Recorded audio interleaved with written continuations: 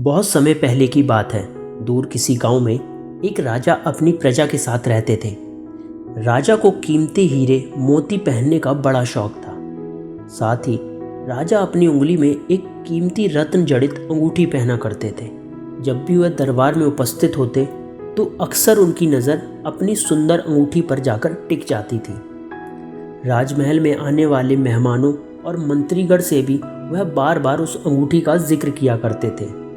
एक बार राजा उदास होकर अपने सिंहासन पर बैठे थे। तभी तेनालीराम वहां आ पहुंचे। उन्होंने राजा को उदास देख उनसे पूछा, महाराज क्या हुआ, आप ऐसे क्यों बैठे हैं? राजा ने बताया कि उनकी पसंदीदा अंगूठी कहीं खो गई है और उन्हें पक्का शक है कि उसे उनके 12 अंगरक्षकों में से किसी एक ने चुराया है। क्योंकि राजा का सुरक्षा घेरा इतना चुस्त होता था कि कोई चोर उचक्का या सामान्य व्यक्ति उनके नज़दीक नहीं जा सकता था। थोड़ी देर बाद तेनालीराम ने महाराज से कहा, महाराज आप उदास मत होइए, मैं अंगूठी चोर को बहुत जल्द पकड़ लूँगा। यह बात सुनकर राजा थोड़े प्रसन्न हुए। उन्होंने तुरंत अपने अंगरक्षकों को बुलवा लिया। तेनालीराम बोले, राजा की अंगूठी आप 12 अंगरक्षकों में से किसी एक ने ली है, लेकिन मैं इसका पता बड़ी आसानी से लगा लूँगा।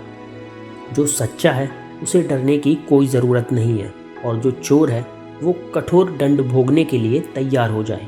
इतना बोलकर तेनालीराम बोले, चलो आप सब मेरे साथ आइए, हम सबको काली माँ के मंदिर जाना है।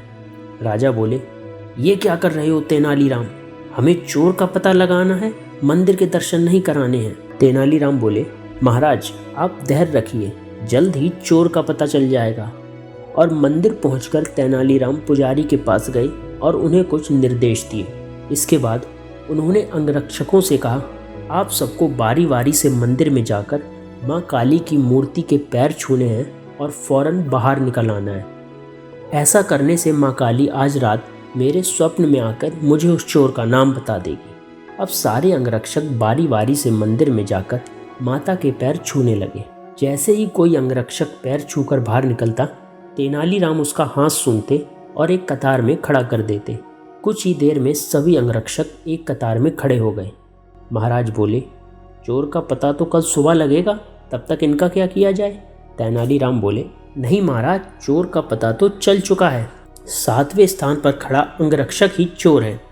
ऐसा सुनते ही वह अंगरक्षक भागने लगा, पर वहाँ मौजूद सिपाहियों ने उसे धर दबोचा और ले जाकर कारागार में डाल दिया। राजा और बाकी सभी लोग आश्चर्यचकित थे कि तेनालीराम ने बिना स्वप्न देखे कैसे पता कर लिया कि चोर वही है। तेनालीराम सबकी जिज्ञासा शांत करते हुए बोले, मैंने पुजारी जी से कहकर काली माँ के पैरों पर तेज सुगंधित इत्र छिड़कवा दिया था, जिस कारण जिसने भी माँ के पैर छुए उसके हाथ में वही सुगंध आ गई। लेकिन जब मैंने 7वें अंगरक्षक के हाथ सूंघे तो उनमें कोई खुशबू नहीं थी। उसने पकड़े जाने के डर से माँ काली मूर्ति के पैर छुए ही नहीं। इसलिए साबित हो गया कि उसी के मन में पाप था और वही चोर है। राजा एक बार फिर तेनालीराम की बुद्धिमत्ता के कायल हो गए और उन्हें स्वर्ण मुद्राओं से सम्मानित किया।